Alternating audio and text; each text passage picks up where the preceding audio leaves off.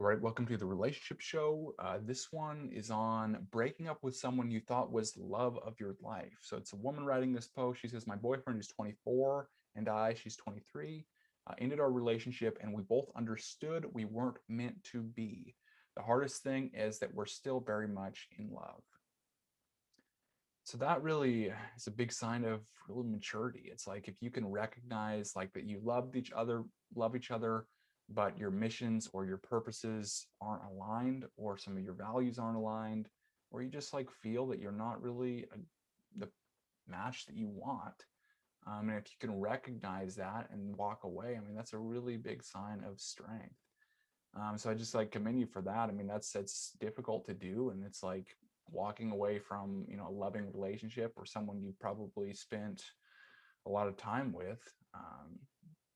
It's difficult to do, but you obviously see like the higher purpose. It's like you recognize that um, that love is not enough, really. I mean, that's more of like an immature thing. It's like thinking that if you love each other, then it'll work. But it's like you have to have the strategies to go along with that as well, because it's like you need the attraction part as well, or you also need, alignment of values or alignment of interests. Like if you one of you wants to go maybe do something else out of state or out of country, or wants to pursue this other thing, and the other person's like staying here, it's like, well, I just want to settle down and have this house and you know whatever, pay off a mortgage, or that's their route, but someone else wants this route. Or they're in like this, oh, I just want to pay off a mortgage, and this other person wants to grow this huge empire or something like that. It's just like not aligned.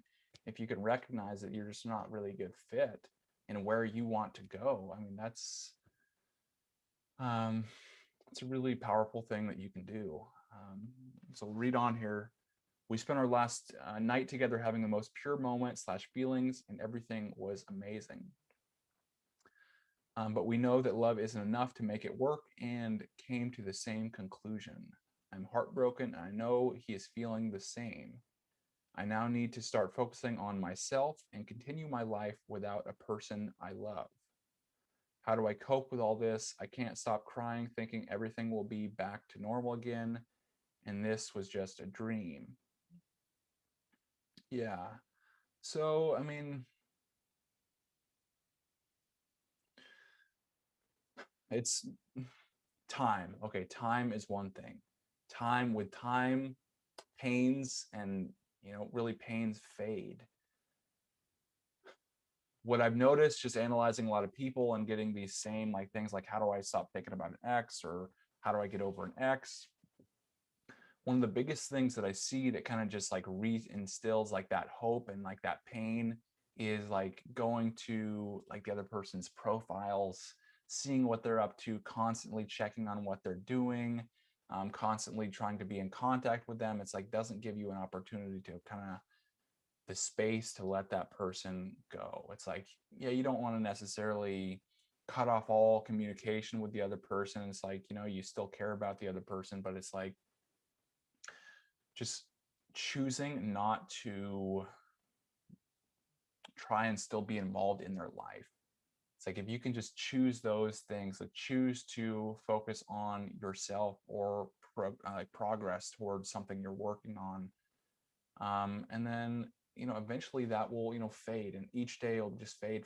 There'll probably be lapses where it's like more extreme than others, um, but in general you'll have that really downward line. You might have like the curves, like missing them up and down, but in general, you're heading down that path with time.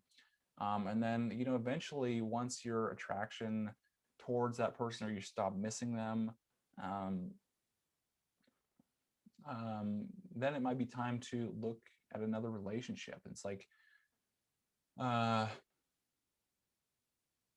and really use that relationship as really a guide to identify what you do want. It's like, because don't look at it as a failure. It's like you were extremely composed in ending the relationship in a very, very productive, or um, logical and composed way. So it's just like use that as a reference point, if you will, to know what you want in the next one. Take that time to really analyze the situation, what's going to work in the next relationship you're in. Identify that, write it down, write what won't work, what will work, and then like locations you'd find someone with those same qualities.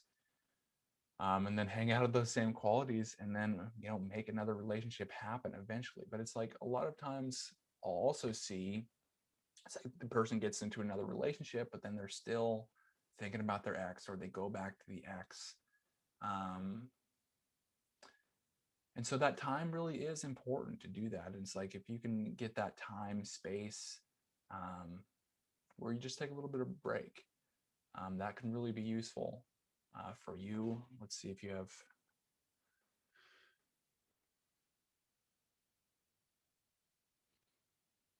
Yeah, I mean, how do I cope with this? Yeah, that's what I'd say. I'd say, we all go through it at some time, so it's like, know that you're not alone in that. So, millions of people have gone through the same thing. They've gotten through it, and you can get through it too.